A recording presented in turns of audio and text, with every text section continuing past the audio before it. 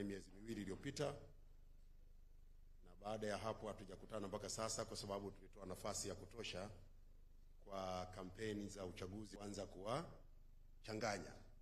Kwa hivyo tulifanya makusudi ili tutoe nafasi, ambapo katika safari hii maandalizi mazuri yaliyofanywa na Tume Huru ya Uchaguzi INEC kwa kuwezeshwa fedha kwa 100% na serikali ya Jamhuri ya Muungano wa Tanzania, Watanzania wengi wamejitokeza kupiga kura. Nadhani namba mlitajiwa, lakini pia zoezi lenyewe la upigaji wa kura lilikuwa rahisi sana. Tulikuwa na vituo vingi, haijapata kutokea, na watu walijitokeza kwenye vituo vyote. Ndani ya muda mfupi wakawa wanaweza kupiga kura na kuondoka, na hivyo zoezi letu likafanyika kwa mafanikio makubwa sana. Ndugu zangu waandishi wa habari, siku ya uchaguzi, yani tarehe 29 ya mwezi Oktoba mwaka 2025, na siku chache zilizofuata, kulijitokeza vitendo vya uvunjifu wa amani ulioambatana na vurugu zilizokuwa zinafanywa na baadhi ya watu, na ambazo zililazimu vyombo vyetu vya ulinzi na usalama kukabiliana na vitendo hivyo.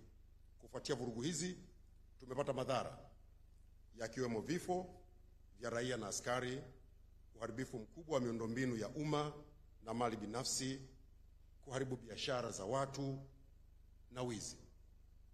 Naomba kurudia kauli aliyoitoa Mheshimiwa Rais Dr. Samia Suluhu Hassan wakati akizindua Bunge la 13 la Jamhuri ya Muungano wa Tanzania, kutoa pole nyingi kwa familia zote zilizopoteza wapendwa wao, na sote tuwaombee marehemu wapumzike mahali pema peponi. Amin. Kadhalika, naomba kuchukua nafasi hii kuwapa pole wote waliopata madhara yaliyotokana na vitendo vya vurugu, ikiwemo kuumia, kupoteza mali zao na biashara zao, kupoteza ajira na madhara mengine ambayo siwezi kuyataja yote. Nawaombea Mwenyezi Mungu ayaponye maumivu yao, na inshallah awarejeshe tena walichokuwa wamekipigania, wamekikusanya kwa jasho jingi na wakakipoteza, warejee wakiwa imara katika biashara zao na katika shughuli zao. Tayari Rais wa Jamhuri ya Muungano wa Tanzania Mheshimiwa Dr. Samia Suluhu Hassan, baada ya kuapishwa, ameunda Tume Huru ya Uchunguzi ambayo inaongozwa na Jaji Mkuu wa Tanzania mstaafu Mheshimiwa Mohamed Chande Othman, na itafanya kazi kwa miezi 3. Kwa hivyo ni muhimu kwa wakati huu tuwe na subira ili yale yote ambayo yametajwa katika hadidu rejea za tume hii yakafanyiwe kazi, na baada ya hapo tutapewa ripoti, na baada ya hiyo ripoti kama nchi tutajua tuchukue hatua gani ili kudhibiti matukio haya yasijitokeze tena. Ndugu zangu waandishi wa habari, tunapoendelea kusubiri tume hii ikamilishe kazi yake, kumejitokeza wimbi kubwa la vyombo vya habari, hususan vyombo vya habari vya nje, kuchapisha na kutangaza taarifa ambazo ni za upande mmoja, na wakati mwingine kufanya upotoshaji wa taarifa wenye mlengo wa kuchochea chuki kwa Watanzania dhidi ya serikali, kuwagombanisha Watanzania wenyewe kwa wenyewe kutokana na tofauti zao za kisiasa, kidini na kikanda. Naomba kurudia, serikali ama viongozi wa serikali akiwemo Rais wa Jamhuri ya Muungano wa Tanzania Mheshimiwa Dr. Samia Suluhu Hassan inasikitishwa na imeumizwa sana na matukio yale na madhara yake.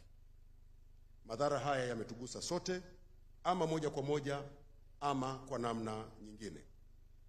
Kuendelea kuyashabikia matukio yale au kuchochea kwa kutangaza na kuchapisha maudhui yenye kuzua taharuki, kupotosha ama kutia hasira watu kwa namna ambayo vyombo vya habari vya nje ama wanaojiita wanaharakati ama wenye maslahi ya kisiasa wanafanya, hakuna manufaa kwa taifa letu zaidi ya kuongeza maumivu katika vidonda vya Watanzania. Kutokana na hayo, kwa niaba ya serikali naomba kueleza yafuatayo.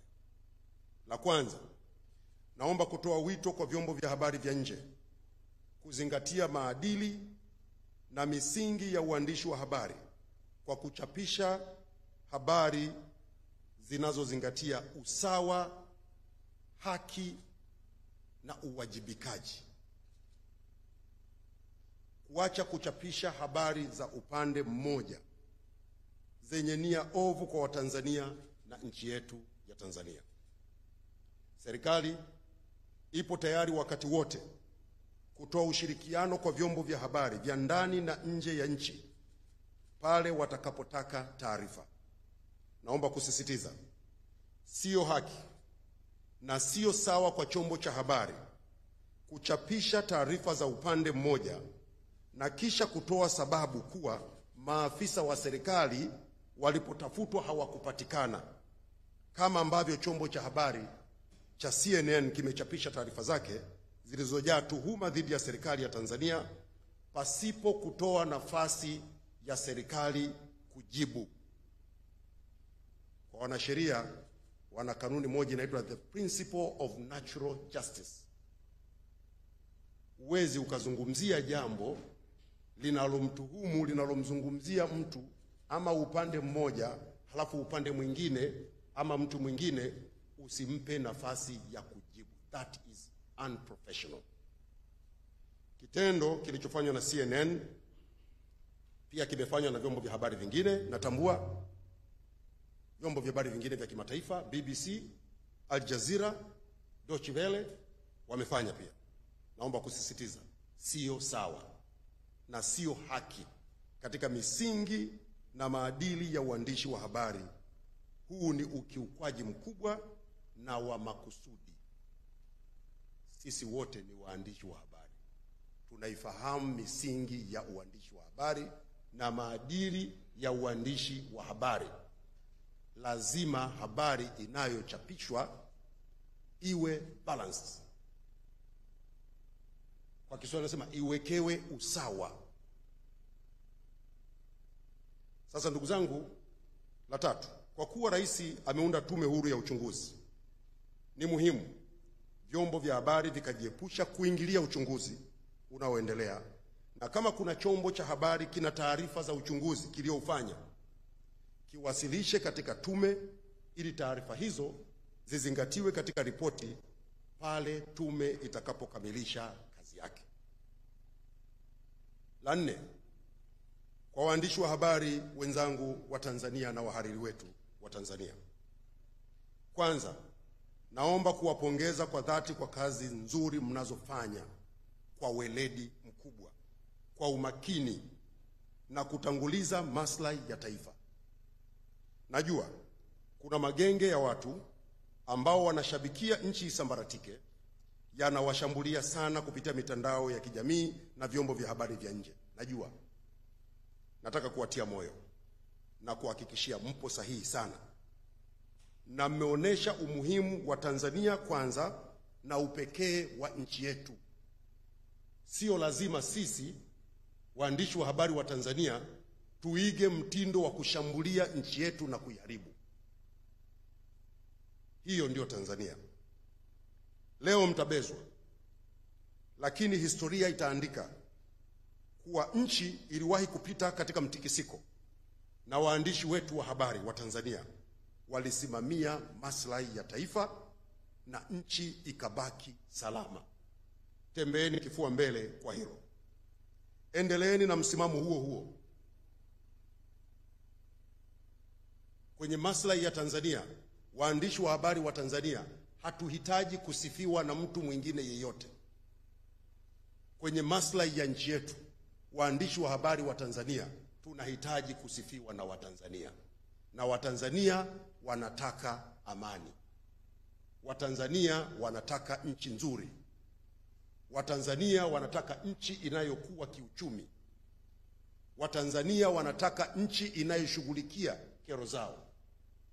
Watanzania wanataka nchi inayowahudumia ipasavyo. Na waombeni ndugu zangu waandishi wa habari, msihofu na msishike na twashishi yoyote mnaposimamia maslahi ya taifa. Na labda niseme, mnachokifanya ni uandishi wa habari wa uwajibikaji. Kwa Kiingereza wanasema responsible journalism. Na kuna watu fulani nimeona siku mbili 2-3 hizi kwenye mitandao wanataka kubeza uandishi wa habari wa Gerson Msigwa. Mimi ni mwandishi wa habari hasa, tena field journalist, niliyefanya kazi uwandani. Yaani ingekuwa ni vitani ningesema mimi ni field marshal. Waandishi wa habari wa Kongo mnajua hapa, I know what I'm doing. Kwa hiyo nyinyi mnachokifanya ni uandishi wa habari wa uwajibikaji, responsible journalism, which embarks in reporting and accountable, kwa usahihi, kwa usawa na kwa uwajibikaji. Hiyo ndio responsible journalism. Na unapofanya hivyo ni lazima mambo muhimu yazingatie. Kwanza, to verify your facts. Verify your facts.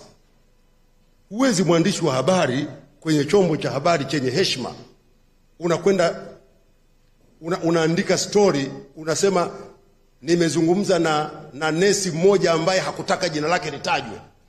What is that? Is that journalism? Msemaji mkuu wa serikali yuko hapa, hujamuuliza. Kwa hiyo umekwenda kutafuta nesi ambaye jina lake hataki litaje, na msemaji mkuu wa serikali yupo, viongozi wa serikali wapo, serikali ipo. Avoid bias and conflict of interest and being transparent about your sources and mistakes. Lazima uwe mwazi. Uwezo ukasema kuna hili jambo limetokea, umelipata wapi? Si lazima useme. Si ndio uandishi wa habari? Sasa unakwendaje kutengeneza panic chombo cha habari chenye heshima? Umenukuu watu wasiojulikana kuanzia mwanzo mpaka mwisho. Hawafahamiki, wamehifadhiwa, wamefanyaje? Alafu unataka tukuamini. Hiyo na maoni ya mtu binafsi kuna tofauti gani? Ndugu zangu, nimezungumza kwa utuo ili kuambia mnachokifanya ni sahihi. Na mimi kazi yenu naiona, mnapotukosoa mnatukosoa, mnapoona pamekwenda sawa sawa mnaandika. Na mimi nataka niwaambie waandishi wa habari, msidhani hili jambo linafanywa kwa bahati mbaya, ni kwa makusudi. Leo chukua vyombo vya habari vya Tanzania, tufanye magazeti. Chukua magazeti ya Tanzania, utasikia SGR kukamilika 2030. Bandari ya Dar es Salaam mambo super. Dodoma inajengwa. Wakulima wachekelea mbolea ya ruzuku. Sasa bima ya afya wakati umetimia. Kaangalie vyombo vya habari vya nchi jirani kule. Fulani na fulani vita kali. Nchi hatarini kusambaratika. Vurugu sijui zimefanyeje. Sasa how can you be proud of your country? Kwa kuchapisha maudhui kwenye vyombo vya habari ambayo kila siku yanachafua nchi yako, yanadhalilisha watu, ama kwa kutumia uandishi wa habari kimkakati kuchochea nchi bora, maslahi ya watu, maisha bora, kuandika kuhusu kero za watu ili zishughulikiwe, kuandika habari za kuwajibisha serikali ichukue hatua kwa ajili ya maisha ya watu. Nataka kurudia, you guys are very light. Very light. Na mimi ni katibu mkuu wa Wizara ya Habari, Utamaduni, Sanaa na Michezo na msemaji mkuu wa serikali. Nimepewa jukumu hili na Mheshimiwa Rais, tukiongozwa na waziri wetu Mheshimiwa Profesa Palamagamba Kabudi, tuhakikishe sekta ya habari inakuwa bora na waandishi wa habari wanafanya kazi vizuri na kwa uhuru.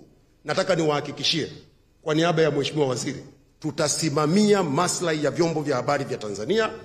Tutahakikisha vyombo vya habari vya Tanzania vinafanya kazi kwa uhuru bila kuingiliwa na mtu yeyote. Pale mtakapokwama tutashirikiana nanyi kuamua. Na mimi niwaambie tu, tumeanza maandalizi ya kuanzisha mfuko wa wanahabari. Kama ambavyo wasanii wanapata mikopo kupitia kwenye mfuko wa utamaduni na sanaa, na sisi hapa tunafanya. Haitakuwa rushwa. Lazima waandishi wetu wa habari muwe imara. Hili ni jukumu letu sisi serikali, na tutalifanya, and be proud of us. La tano, kwa Watanzania wote, naomba kuchukua nafasi hii kujiepusha kushabikia na kusambaza taarifa ama habari zinazochochea uhasama, hasira na kuvunja umoja wetu wa kitaifa. Naomba Watanzania tung'amue mtego wa kuliangamiza taifa letu. Tunapita kwenye kipindi ambacho tukiendekeza uchochezi unaofanywa na watu ambao wapo nje ya nchi na hawaguswi na chochote juu ya maisha yetu, wanaowashawishi vijana wetu kufanya vitendo vya kuumiza nchi yetu, tutakaoangamia ni sisi, na tutakaoumia kweli ni sisi wenyewe. Yaliyotokea tarehe 29 na siku kadhaa zilizofuata, tulioumia ni sisi wa Tanzania. Wanaoandika habari za uchochezi kupitia mitandao, kupitia kwenye vyombo vya habari, hawako Tanzania, wanakunywa zao juice, wanakula kuku, wanalala vizuri, nchi zao zimetulia, madai yao yanapelekwa kwa mujibu wa taratibu za kisheria na yanafanywa kazi na serikali. Lakini sisi huku tunaandikiwa maudhui kwenye mitandao na kwenye vyombo vya habari ya kufanya madai kwa vurugu na kuharibu nchi. Natamani Watanzania wawe wanauliza, nyinyi wenzetu huko, mkiwa mna madai, mnachoma vituo vya mafuta, mnaharibu miundombinu. Leo wananchi wa Kimara hawana mabasi ya kwenda katikati ya mji. Mnaiba biashara za watu. Leo watu wamefilisika, watu wamejitafuta, wameokota mitaji yao, mnafanya hivyo.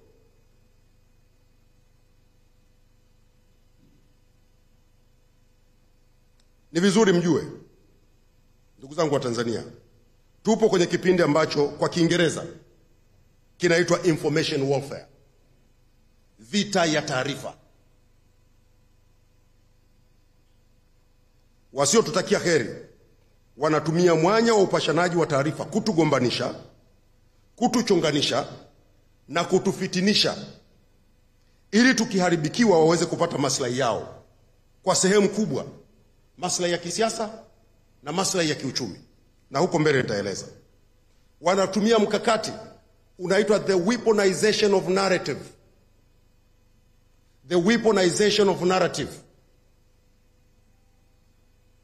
Wanatumia silaha ya kutengeneza simulizi mbaya kuhusu Tanzania, simulizi mbaya inayoonyesha nchi yetu ni ya hatari. Wanatumia mbinu ya kutengeneza simulizi mbaya ya Tanzania kwamba ni nchi isiyokuwa salama na isiyofaa.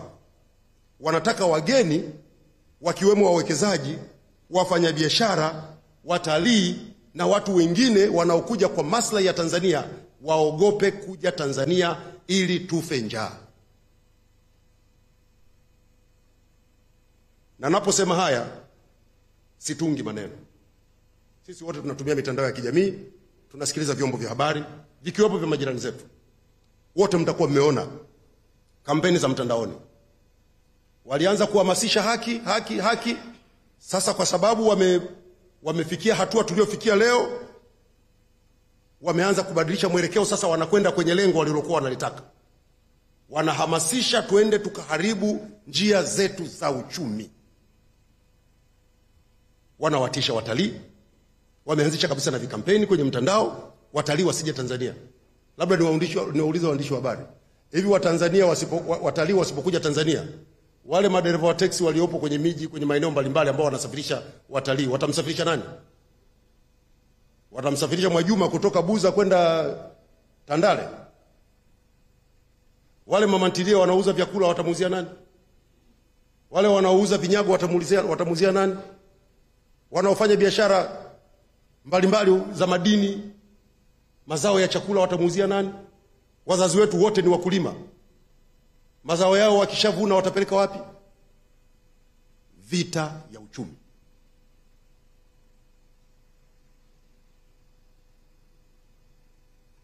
Baadhi ya mbinu hasi wanazotumia ni kutengeneza maudhui ya uongo na kusambaza mtandaoni, ili mradi tu watu wapate hasira.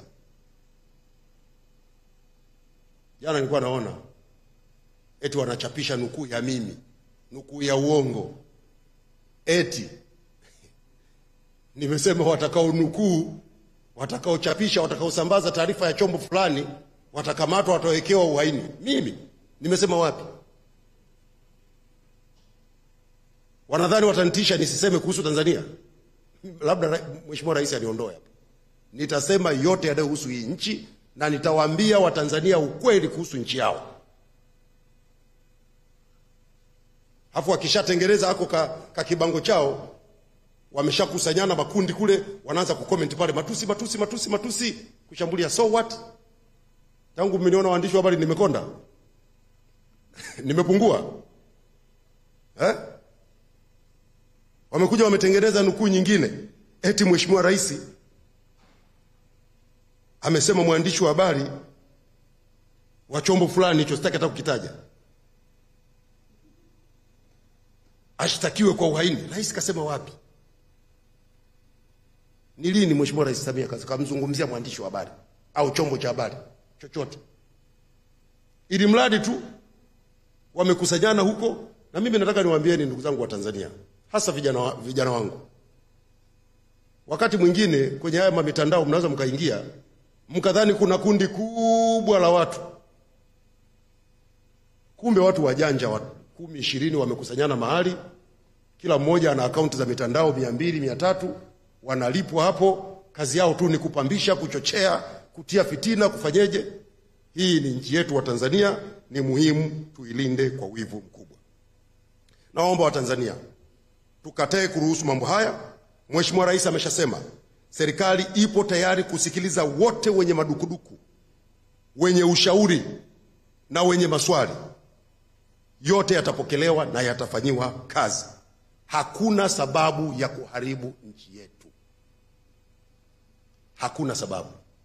Hata mtoto nyumbani ukipishana lugha na baba, au watoto mkipishana lugha na baba, mnakwenda kutafuta moto, mnachoma nyumba ili mkakae wapi? Mkishachoma nyumba mnakwenda kukaa wapi? Mnakwenda kuchoma shamba la mahindi ili mle mawe, ili mle upepo? Mnakwenda kuchoma baisikeli na mpeleka mtoto shule ili aende kwa miguu? Natamani wa Tanzania mtambue kuwa malengo ya watu hawa kutengeneza chokochoko kupitia vyombo vya habari, kufanya uchochezi mitandaoni, kutia hasira watu, lengo ni kuharibu nchi yetu Tanzania.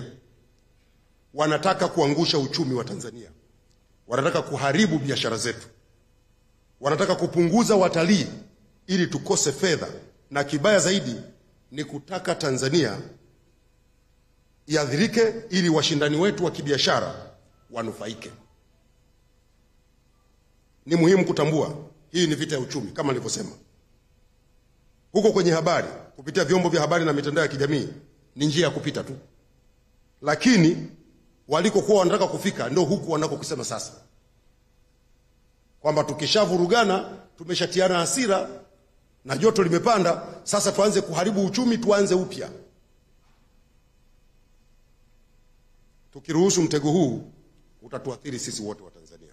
Naomba kurudia kama nilivyosema awali, matukio yale yaliyotokea siku chache na katika miji michache ya nchi yetu, kwa sasa hali ni shwari na Watanzania wanaendelea na shughuli zao kama kawaida.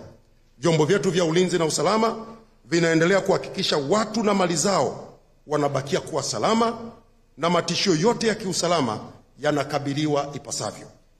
Shughuli zetu za kiuchumi zinaendelea vizuri na Tanzania kwa hivi sasa ni moja ya nchi chache ambazo zinakwenda kupiga hatua kubwa za kiuchumi kupitia miradi mikubwa na ya kimkakati inayoendelea na mingine imeanza kukamilika na kutoa huduma.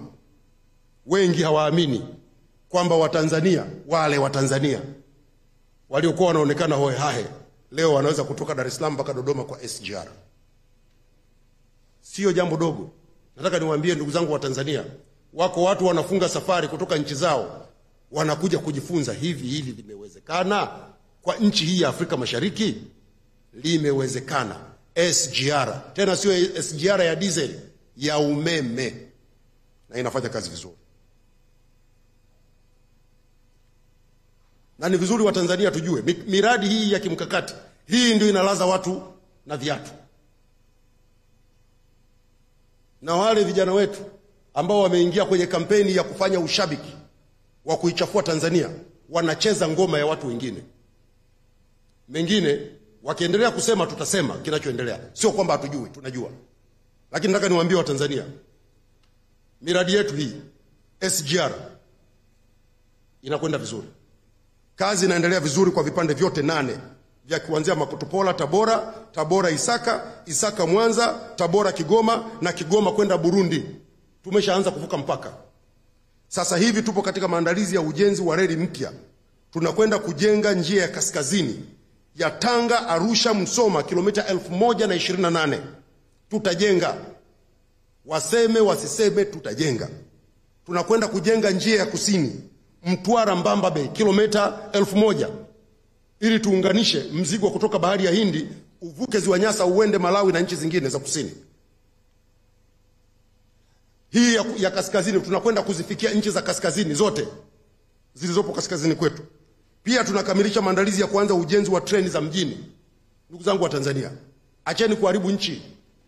Serikali inakwenda kujenga treni za mjini. Na leo hapa nitawatajia. Tunataka tujenge treni za mjini zitakazopita juu katika majiji yetu ya Dodoma na Dar es Salaam. Kwa jiji la Dar es Salaam tunajenga hizi treni zinaitwa monorail.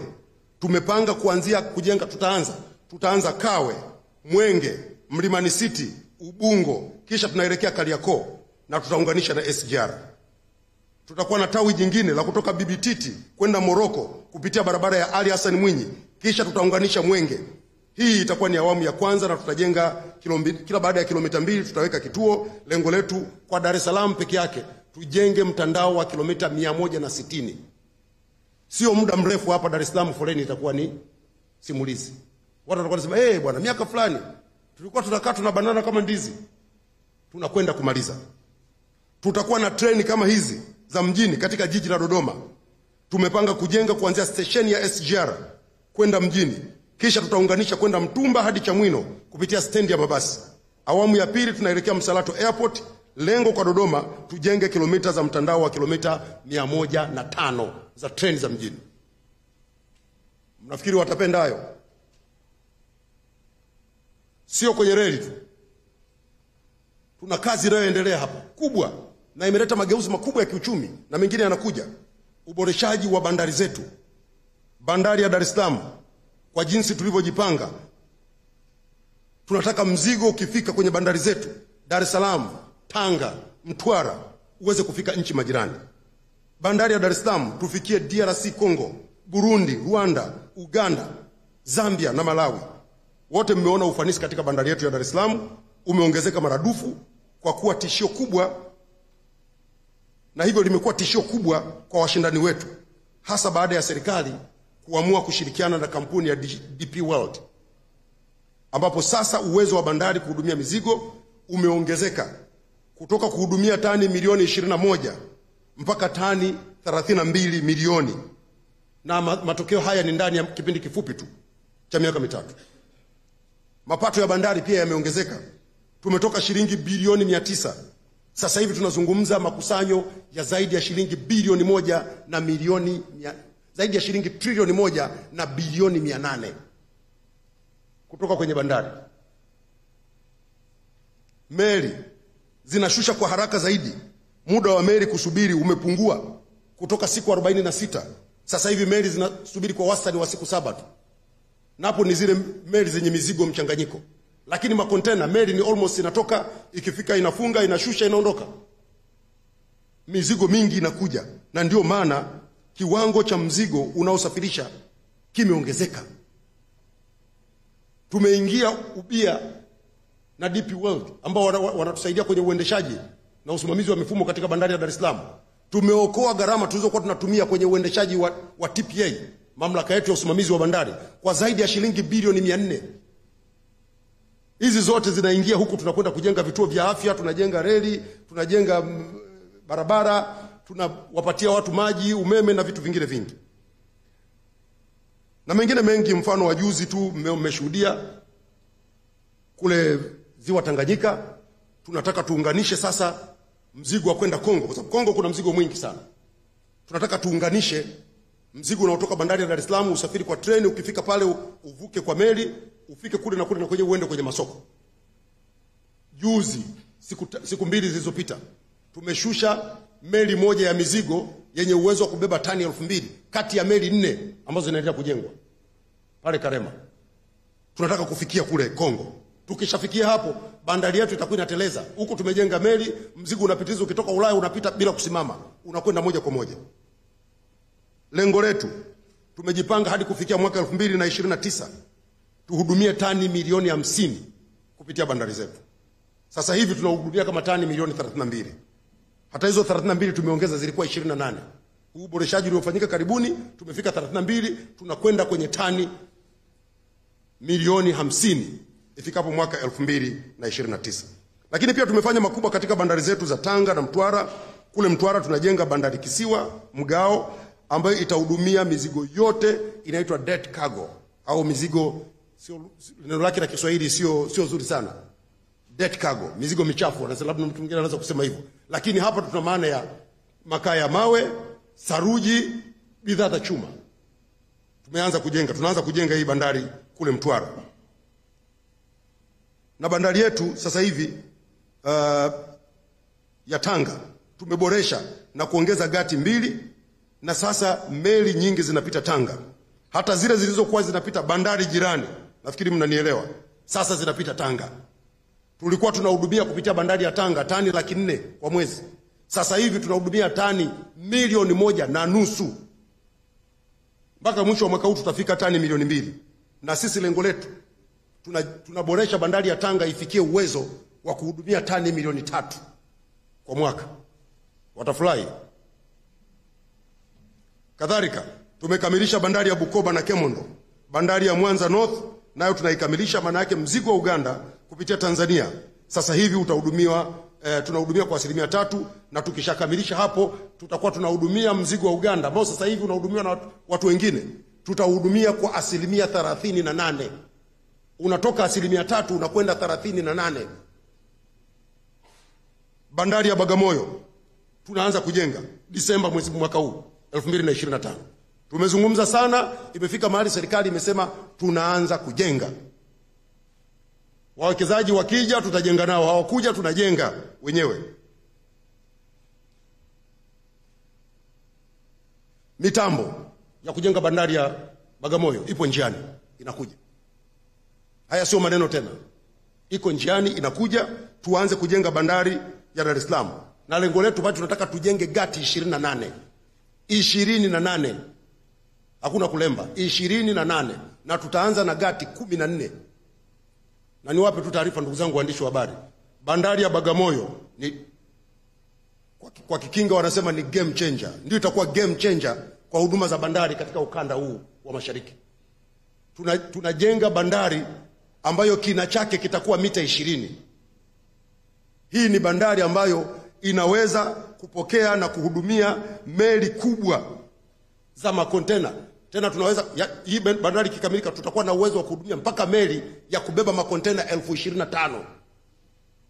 Meli moja inabeba makontena 25,000 Bagamoyo pale. It is a game changer. Mimi nataka kuambia ndugu zangu wa Tanzania, mambo yetu sio mabaya. Walioko magharibi kule Kigoma wasije wakafikiri tumewasahau. Tumeanza kujenga bandari ya Kigoma na mkandarasi hivi ninavyozungumza yupo site. Anafanya mobilization. Tutaongeza uwezo wa bandari ya Kigoma hadi kufikia kuhudumia mzigo tani 3 milioni ikilinganishwa na sasa ambapo tunahudumia kama tani 600,000 kwa mwaka.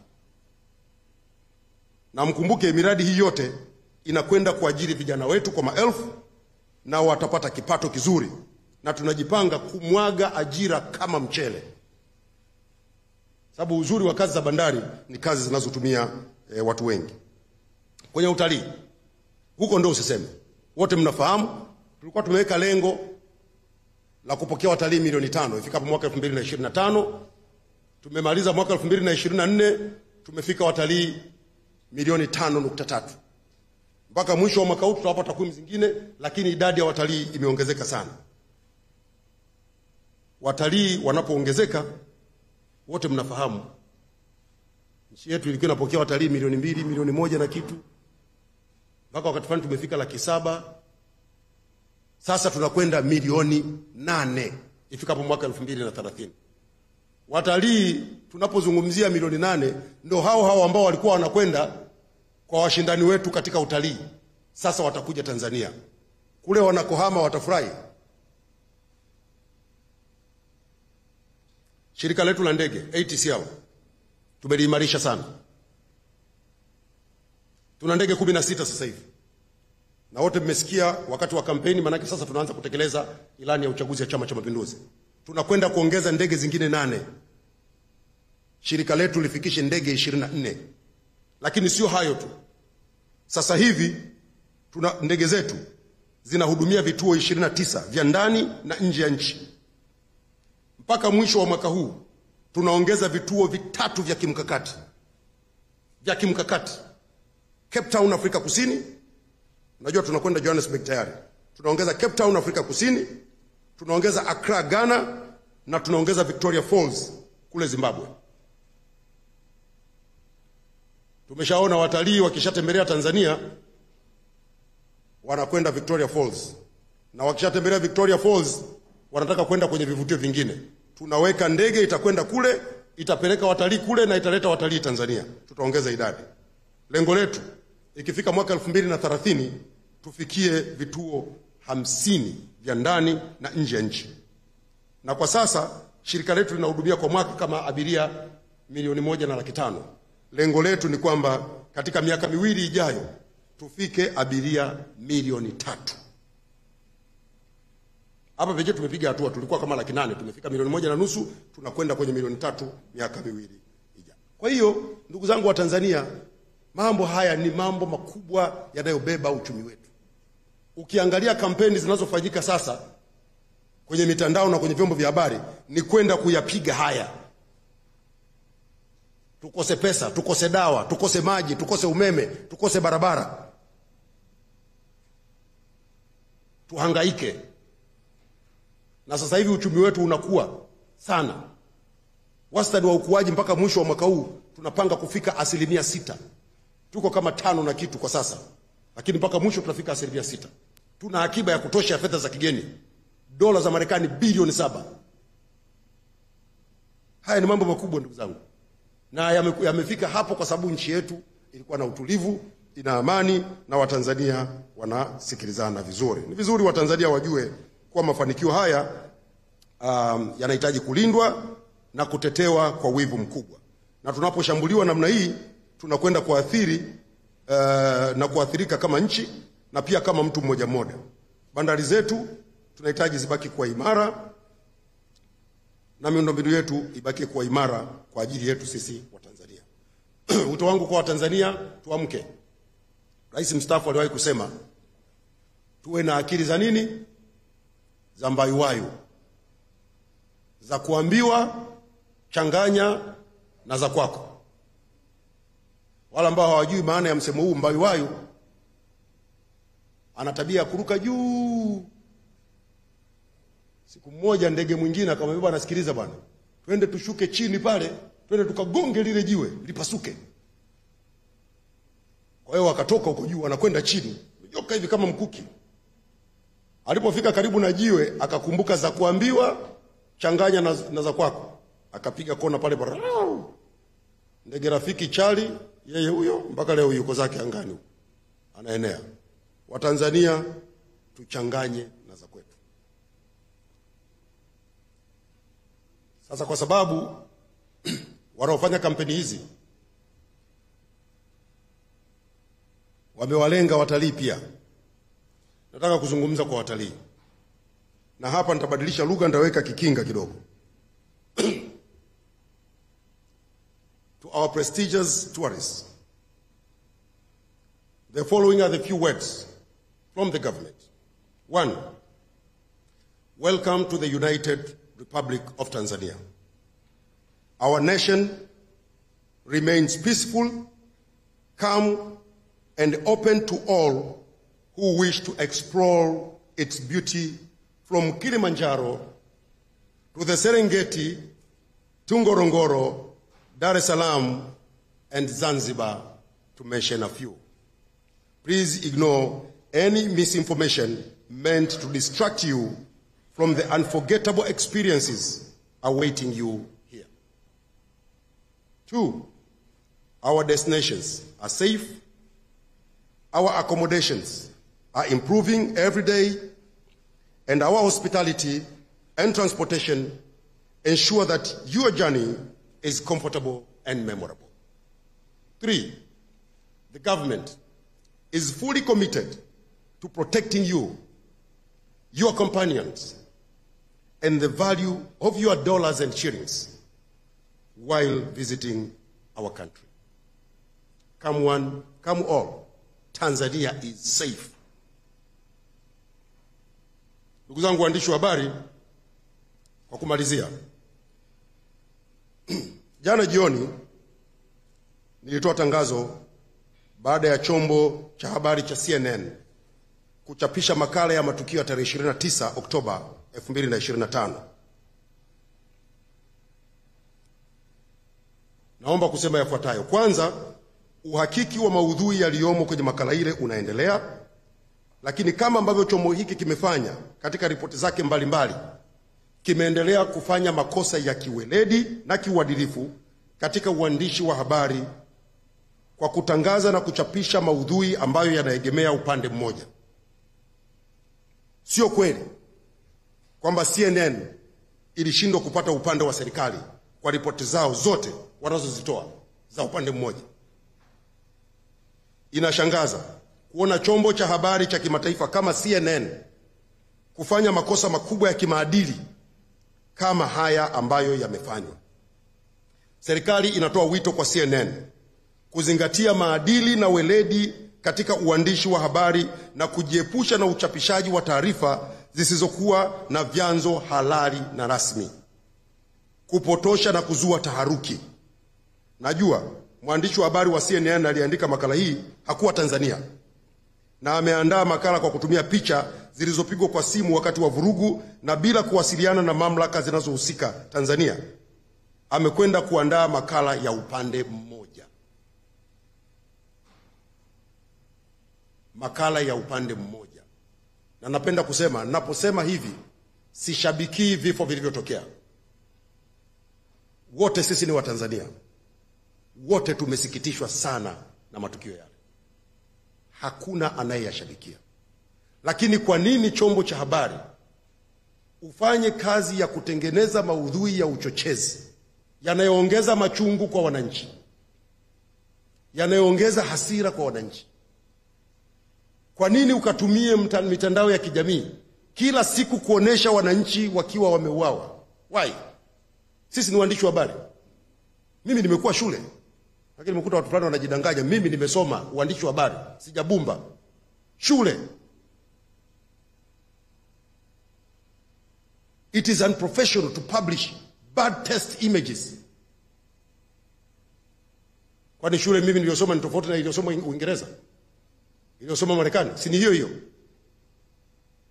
It is unprofessional and unacceptable to publish bad test images.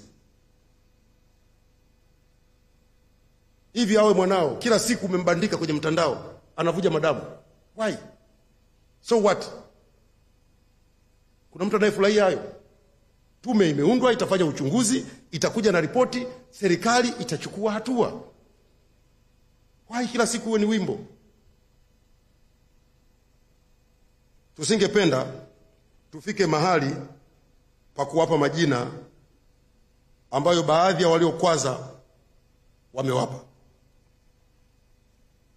Natoa wito kwa CNN, waje upande wa serikali, wasikilize na wakachapishe maudhui yenye usawa, ukweli na yasiyokuwa na mgongano wa maslahi. Waache kuchagua kuripoti upande mmoja wakati upande mwingine wameunyima nafasi. Sio sawa. Ndugu zangu waandishi wa habari, baada ya kusema hayo, naomba kurudia kuhakikishia Watanzania na watu wote duniani kwamba Tanzania ni salama, Tanzania imetulia, watu wake wanaendelea na shughuli zao kama kawaida, na yaliyotokea wakati wa uchaguzi mkuu yanachunguzwa na matokeo yake yatafanyiwa kazi. Ndugu zangu waandishi wa habari, tuendelee kuilinda nchi yetu kwa wivu mkubwa, maendeleo tunayoyapata sasa, wapo ambayo yanawakwaza na watatafuta kwa kila njia kutuangusha. Sisi tuwe muhimili wa serikali wa 4 usiokuwa rasmi kuitetea nchi yetu na kuwatetea Watanzania. Baada ya kusema hayo, asanteni sana kwa kunisikiliza na sitakimbia. Kama kuna mtu ana swali, mniulize, nitajibu. Sawa jamani? Asante, karibuni sana. Tuanze.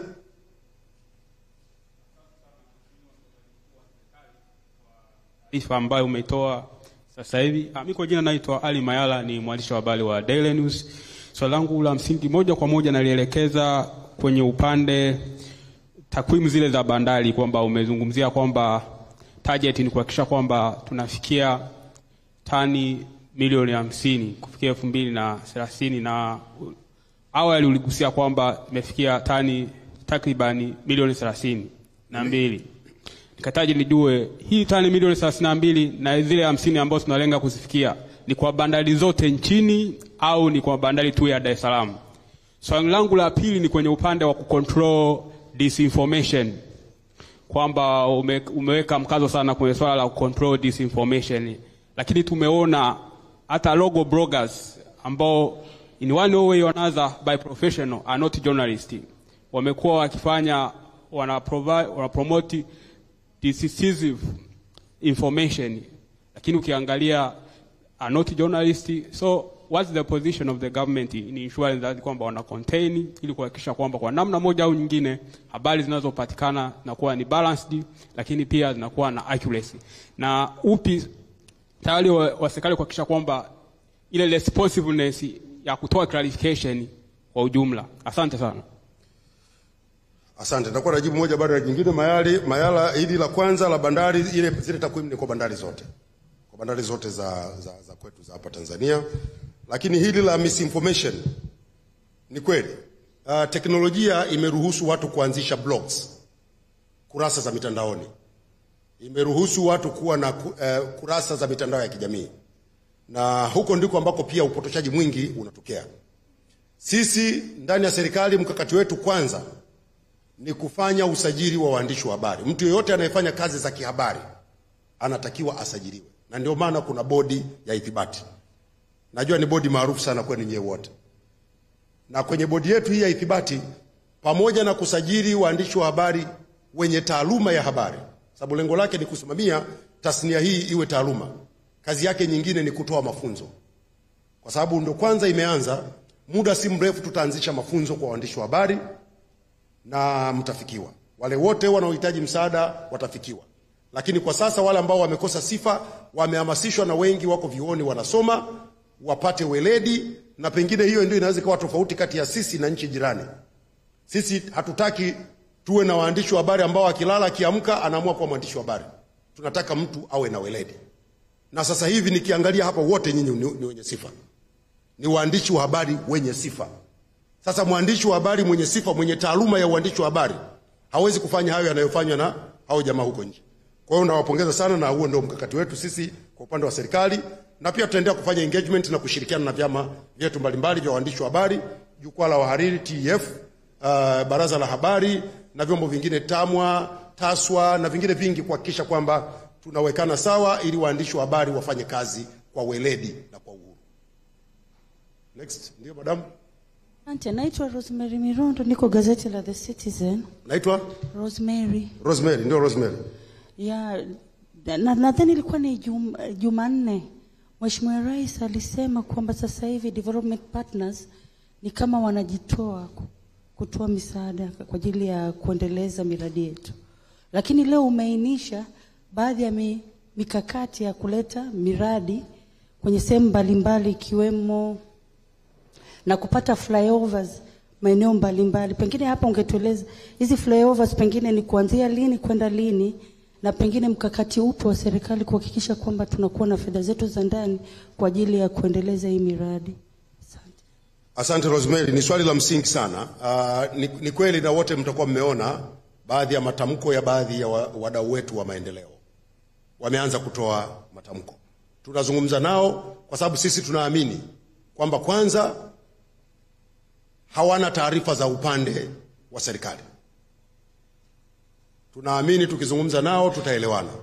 Lakini sisi kama nchi hatuendeshi kwa fedha za misaada peke yake. Sehemu kubwa ya bajeti zetu ni fedha zetu sisi wenyewe. Na Rosemary, nataka nikuhakikishie, miradi hii mingi tunajenga kwa fedha zetu sisi wenyewe. Tukizipata huko nje tunakopa na tunalipa. Maana kuna tabia watu wanadhani fedha za mkopo ni za msaada. Hapana, mikopo tunalipa. Ndio maana makusanyo yetu kwa mwezi sehemu kubwa tunakwenda kurudisha kwenye mikopo, kwa sababu tumechukua hela twende tukajengee reli, tukajengee barabara, tuwape watu maji, tuwape umeme, tununue dawa na vitu vingine vingi. Kwa hiyo nataka niwatoe hofu wa Tanzania. Ni kweli kutakuwa na huo mtikisiko kwa wale ambao watashikilia huo msimamo, lakini tutazungumza nao, naamini tutaelewana. Na hawa wafadhili sio mara ya kwanza wanatoa kauli hizi. Lakini huwa tunakaa, tunaelewana na mambo yanasonga mbele.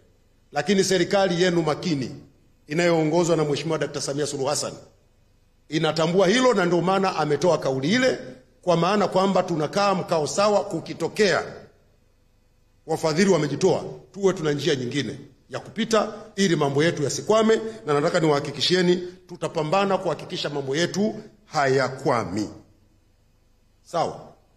Lakini pia mjue kwamba uwekezaji huu tunaoufanya sio muda mrefu utaanza kutuzalishia pesa nyingi. Na ndio maana wale wanaotengeneza hizi habari za kutuchochea na kutuvuruga, angalieni, nimeeleza mambo mengi ya kwenye uchumi hapa wanayoelekeza. Lakini pia utakuta wanashinikiza wadau wetu wa maendeleo wajitoe. Ndio maana natamani sana Watanzania wangamue hizo mbinu. Lakini Rosemary, we will be strong, don't worry. Tutakuwa sawa. Tuna serikali makini, rais makini, na nchi ambayo inajali watu wake na maendeleo yake. Tutavuka. Ndio. Karibu. Asante. Naitwa Jumanne Juma, natokea kampuni za Guardian. Nani? Jumanne Juma. Jumanne Juma. Ndio.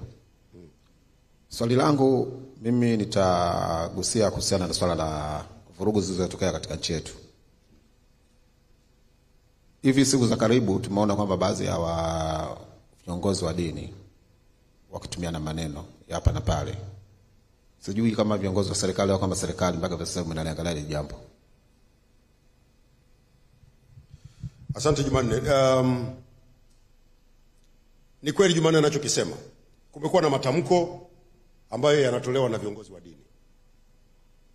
Baadhi ya matamko hayo hayatutaki heri. Kwa upande wa serikali tunaomba wadau wote, wakiwemo viongozi wa dini, vyombo vya habari, viongozi wa siasa, tujiepushe na kauli zozote zinazoweza kutuumiza kama taifa, zinazoweza kutuchunganisha, kutugawa na kutufarakanisha. Hazina afya. Na serikali inaendelea kufanya jitihada ya kuzungumza na wadau mbalimbali wakiwemo viongozi wa dini. Nimemwona Mheshimiwa Waziri Mkuu Dr. Mwigulu Lameck Nchemba Maderu ameshaanza kufanya mazungumzo na viongozi wa dini. Wakati mwingine hata wadau wetu wa ndani hawana ile picha halisi juu ya mambo yalivyotokea. Serikali itaendelea kufanya hizo engagement zote, kukutana na wadau mbalimbali, kuwaeleza kilichotokea na kuwasihi tuzungumze lugha moja, tuache kubomoa taifa letu. Sawa Jumanne? Mwingine? Ndio. Jina langu ni Frankie kutoka Tugenda TV. Ndio Frank. Swali langu lipo kwa CNN. CNN tayari wameshaharibu image ya Tanzania. Kama serikali, nini mnafanya sasa baada ya CNN kuweza kuharibu image ya Tanzania? Asante. Cha kwanza Frank, tunachokifanya kwanza hao CNN tunaendelea kuwatafuta, kwa sababu wao si wamesema sisi hawajatupata. Mimi nimetoka leo hapa kwenye public kusema kwamba hawajatutafuta, na kama wanatuhitaji tupo, tutajibu maswali yao. Tunachowataka CNN, hatuwazuii kufanya kazi yao, lakini wafanye kazi yao kwa usawa, kwa weledi. They should stop publishing biased information. They have to balance their stories. They have to give equal opportunities to all parties involved in their content. This is a professional practice. Wala sisi serikali hatutaki favor, hatutaki upendeleo. It is a professional practice. You accuse someone, give him a chance. Si ndio hivyo? It is a natural justice. Kwa hiyo CNN tumewaambia wakitaka kusikia kutoka serikalini, serikali ipo ili wakasafishe kama ambavyo wamechafua. Moja, tumewatafuta Al Jazeera, tumewaambia we are here, we are ready.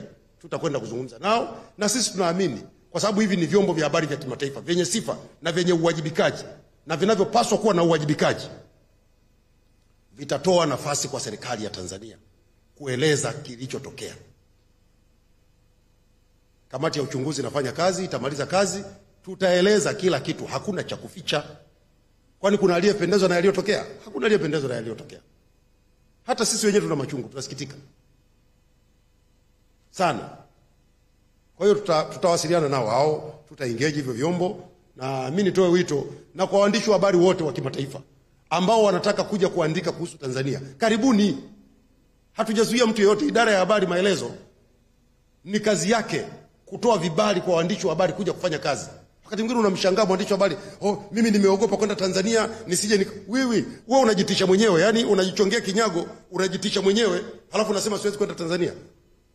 Hapa hatuna waandishi wa habari wa Al Jazeera hapa Tanzania, wa BBC, wa Deutsche Welle.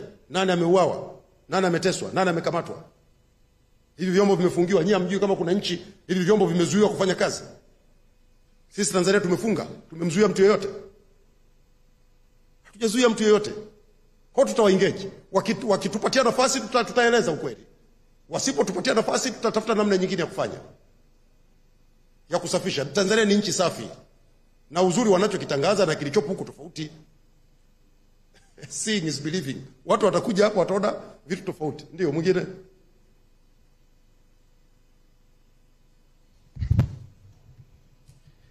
Kwa majina mimi naitwa Baraka Friday, natokea Mwanahabari Digital. Tarehe 29 kuna mambo ambayo yalitokea ambayo yalileta madhara kwa wananchi, na kulikuwa kumeanza mijadala kwenye mitandao ya kijamii kuhusiana na hizo vurugu zilizotokea tarehe 29. Na sasa hivi kwenye mitandao ya kijamii tena kuna kampeni kwamba tarehe 9 Disemba vijana wanarudi tena barabarani kwa ajili ya kufanya zaidi ya kilichofanyika tarehe 29. Ni hofu kubwa kwa wananchi ambao hawapendi hayo mambo yatokee. Sasa nyie kama serikali mmejipangaje kuhakikisha kwamba tarehe 9 Disemba wananchi watakuwa salama, lakini hakitatokea kile ambacho kilitokea? Nadhani mmeona hizo vuguvugu mitandaoni. Asante. Ni kweli Baraka, tumeona hizo sentiments zinapita kwenye mitandao. Kauli yetu sisi kwa upande wa serikali kwanza ni kuwasihi vijana wajiepushe na mkumbo, wasijihusishe na mambo ambayo kuna watu wanayafanya kwa makusudi yao, kwa malengo yao. Wanawasihi sana vijana tusijihusishe na vitendo vyovyote vyenye kuleta vurugu, vyenye kuvunja amani ya nchi yetu. Kwa upande wa serikali, kama ilivyo majukumu yetu, ni kuhakikisha nchi iko salama. Kwa tumejipanga kuhakikisha siku hiyo kama ilivyo siku zingine, usalama wa raia na mali zao unaimarishwa. Sawa jamani? Tumemaliza. Moja bado. Haya.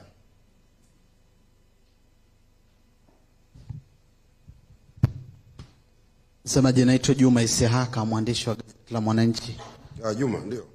Nilikuwa naomba kufahamia kwanza, wakati rais analihutubia bunge alitoa kama maelekezo au ushauri ya kwamba kuna wale vijana walioshiriki zile vurugu kwa kufuata mkumbo, na alisema baada ya uchunguzi na nini wale waachiwe, na wametokea wananchi kadhaa mahakamani na nini, lakini bado hiyo. Pengine nini neno la serikali kuhusu hao. Pamoja na hilo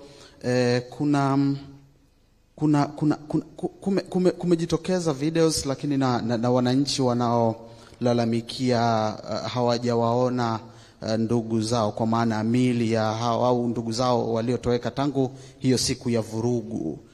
Wanasema imekuwa vigumu ku access ama miili au kuwapata hao ndugu zao. Pengine kauli ya serikali ni nini kwenye hilo? Lakini tume inafanya hiyo. Pengine msemaji, tunaweza kupata idadi ya, kwa sababu vimezungumzwa vingi sana huko nje ya nchi na vyombo vya habari hivi vya kimataifa, wako wanaotaja idadi ya vifo, wako wanaotaja idadi mbalimbali.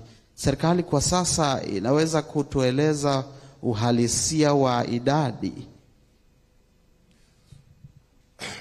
Asante Isiaka. Vijana, maelekezo ya Mheshimiwa Rais kwanza yameanza kutekelezwa. Wako ambao, na Mheshimiwa ningependa kuweka vizuri, Mheshimiwa Rais alielekeza wale vijana ambao DPP ataona walienda kwenye vurugu zile kwa kufuata mkumbo waachiwe. Na hii kazi inaendelea kwa sababu wao watu walikuwa wengi. Inaendelea kufanya uchambuzi, na wale ambao uchambuzi unakamilika wanaachiwa na wanarudi majumbani kwao, na kazi itaendelea mpaka itakapokuwa imekamilika. Wananchi wanatafuta ndugu zao. Katika hatua hii, kwanza mimi ningetoa wito, sehemu sahihi nadhani ni kwenda polisi, sababu polisi wao ndio wanaweza kufanya hizo jitihada za kutafuta walipo, na kama kutakuwa kuna maelekezo mengine huko polisi ndiko ambako wanaweza kujua. Kwa sasa hivi mimi siwezi kuwa na majibu, kwa sababu unajua haya ni matukio ambayo yalitokea wakati wa vurugu. Tume inaendelea kufanya uchunguzi. Tume itakapokamilisha pengine itakuwa imepata taarifa nyingi zaidi ambazo pia Watanzania watajulishwa. Ila katika hatua hii ni vizuri tukaendelea kwenye utaratibu wetu wa kawaida. Pale unapokuta jamaa yako hapatikani, basi unakwenda polisi. Mambo mengine tutaambiwa tume itakapokuwa imekamilisha kazi yake. Kuhusu idadi, hali kadhalika ni ngumu sasa hivi kusema ni idadi kiasi gani, kwa sababu tathmini inaendelea. Tume inaendelea na kazi yake, itakamilisha, tutapata hizo takwimu. Kwa sasa hivi mtu yeyote anayetoa takwimu ni uchochezi. Takwimu zinatakiwa zitoke kwenye vyanzo rasmi ambavyo vimezalisha takwimu hizo baada ya kufanya tathmini. Leo nikikuuliza hapa, Juma, nani kahesabu walioumia, waliofariki dunia? Nani kahesabu? Chombo cha habari reputable, unaendaje unataja takwimu? Hafu umemnukuu kiongozi wa chama cha siasa. How is that professional? Umemnukuu mwanaharakati ana machinery ya kuhesabu watu, ana machinery ya kuhesabu vifo.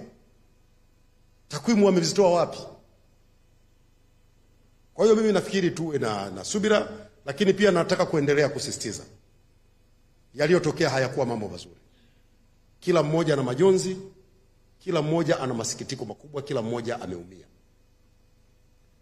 Tuwe watulivu, vyombo vifanye kazi yake, tathmini itafanyika, taarifa zitatolewa. Haya, tumalizie umoja. Asante sana msemaji. Mimi naitwa Godfrey Monyo na natoka ITV. Katika mazungumzo yako umeweka vizuri kabisa kwamba tarehe 29 watu wamepoteza maisha na wengine wamepoteza mali zao. Mimi nitaka nijue labda serikali na namna yote inaona kuna namna inaweza kawapa hata mkono wa pole, kuna watu wameunguliwa vitu vyao na nini, labda kuna namna serikali inaona kwamba inaweza kawasaidia kidogo, kwa sababu kuna watu wamerudi nyuma sana kiuchumi, na hata watu wengine wafanya biashara dogo biashara zao zimechomwa na mambo kama. Je, serikali ina mpango labda ya kutoa hata nguvu yoyote ili watu warudi pale ambapo walipokuwa mwanzo? Asante Godfrey, ni swali la msingi sana. Sasa mimi nafikiri tusubiri tume ikamilishe, ifanye na itaweka mapendekezo yake. Wakati huo sasa serikali itaamua. Lakini kwa sasa ni ngumu kusema chochote. Asante sana. Tumalize basi hapo, naona na muda umekwenda sana. Ndio.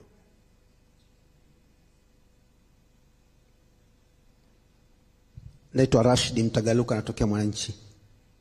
Ipi kauli ya serikali kuhusiana na maadhimisho ya miaka 64 ya uhuru wa Tanzania kwa mwaka huu. Yapo maadhimisho ya miaka 64 ya uhuru tarehe 9 Disemba. Yakoje? Serikali inasemaje? Asante Rashidi. Maadhimisho ya miaka 64 ya uhuru mtapewa tangazo ndani ya siku 2. Bado kwa sababu akina dada hawajauliza wengi, basi mpe dada aulize swali la mwisho tumalize.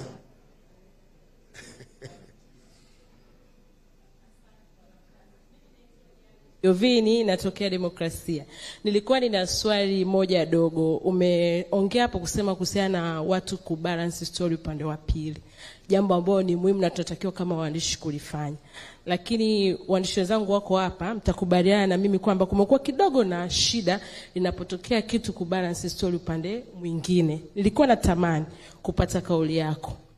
Nini mkakati wa serikali kuhakikisha tunapohitaji kupata information upande wa pili kwenye hizi mamlaka au jambo lolote baya linapotokea kutoka haraka na kulizungumza? Je, labda sisi waandishi tutengee namna ambavyo tutawaripoti afisa habari wengine ambao wanagoma kutoa taarifa haraka wakati sisi tunahitaji, na inawekwa kwa mfumo gani ili tusaidie kufanya kazi vizuri? Asante. Asante. Kwanza kwa sababu ya uhitaji wa uwepo wa taarifa, nataka niongeze mikutano ya msemaji mkuu wa serikali. Kwa hiyo nitakuwa nakuja mara nyingi, inawezekana nikaja kila baada ya wiki. Tutakuwa tunakuwa na issue 2-3 kwa kifupi tunazungumza, kama mtu ana swali atauliza. Lakini idara ya habari maelezo ipo wakati wote. Ipo wakati wote, njooni mje tuwasiliane. Lakini kwenye sekta mbalimbali, kwenye taasisi kuna vitengo vya habari. Wasilianeni na maafisa habari, mkiona hawakuwapa ushirikiano tujulisheni idara ya habari.